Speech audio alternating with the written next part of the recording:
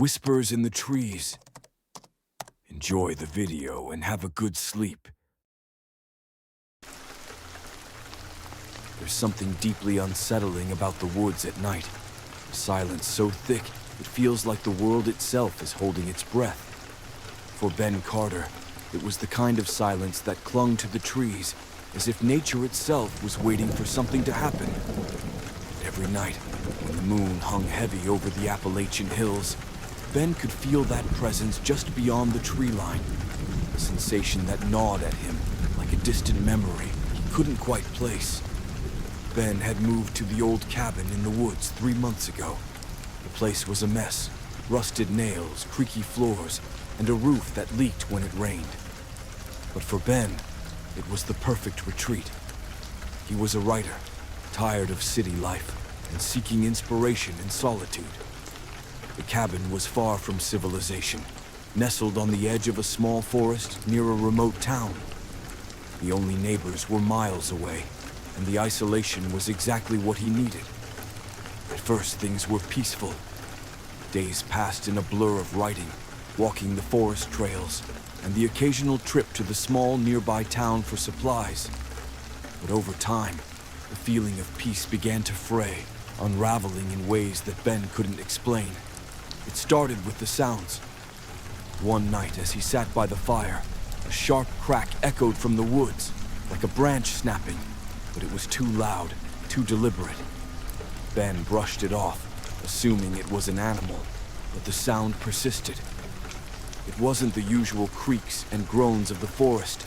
It was calculated, as if something or someone was out there, moving purposefully. A few days later, while walking down one of the forest paths, Ben spotted something strange. A deer, standing just inside the tree line. It was too still. Its body was unnaturally rigid, its eyes wide and fixed on him. Ben squinted, confused. There was something wrong with the deer's posture, something off about its presence. And then, as if sensing his gaze, it bolted, disappearing into the underbrush. Ben shook his head, laughing to himself. It was just a deer, nothing to be afraid of. But the unease lingered, the feeling that he was being watched. Nights became harder to endure. The wind howled outside, rattling the windows. But it wasn't the wind that unsettled him. It was the whispers. They came on the wind, faint and distant, like voices carried from far away. At first, Ben thought they were just the rustling of leaves or the calls of nocturnal animals. But the more he listened, the more certain he became. There was something wrong with the sound, something human. It was almost like someone was speaking his name. The next evening, while returning from town, Ben saw it again. The deer. Or at least, something that looked like a deer. This time it was standing by the side of the road, its head turned awkwardly. Ben slowed his truck, his eyes narrowing. It wasn't the same deer. Its eyes weren't wild and fearful anymore. They were calm, almost knowing. And its posture, it was wrong, too straight, too rigid. Then, as he watched, the creature began to move, slowly turning its head to face him. But it wasn't just a deer anymore. Ben's heart skipped a beat as he saw it, a human figure standing behind the deer, cloaked in darkness. It was tall, unnaturally tall, its limbs stretched too far out of proportion. Ben slammed on the brakes, the truck screeching to a halt, but the figure disappeared before his eyes. He was certain of one thing. There was something out there, something not quite human. The following night, he couldn't shake the feeling that something was closing in on him. The whispers had grown louder. He could hear them more clearly now, drifting through the walls of his cabin. Voices. But not just any voices. They were voices he knew, familiar voices. Ben. It was his mother's voice, soft, comforting, like when she would call him in for dinner as a child. He froze, his blood running cold. Impossible. She was hundreds of miles away, back home. Ben, the voice came again, this time closer, as if standing just outside the door. His hand hovered over the door handle. He wanted to open it, to call out to her, but something stopped him. An instinct, a deep, primal fear that told him not to. Slowly, he backed away from the door, his heart pounding in his chest. The whispers grew louder, shifting between voices he recognized. His father, his brother, his ex-girlfriend. Ben, let us in. But it wasn't them. He knew it. He knew it was something else. Something that had learned their voices, learned his life, and was using it to lure him. Ben's mind raced. Could it be a prank? Some twisted joke? But the forest, the woods, it wasn't a place for jokes. Not anymore. In the following days, the encounters became more frequent, more terrifying. One morning, while tending to his garden, Ben saw a man standing in the distance, leaning against a tree. He was tall and thin, wearing a dark jacket, his face hidden in the shadows. "Hello?" Ben called out, his voice shaky.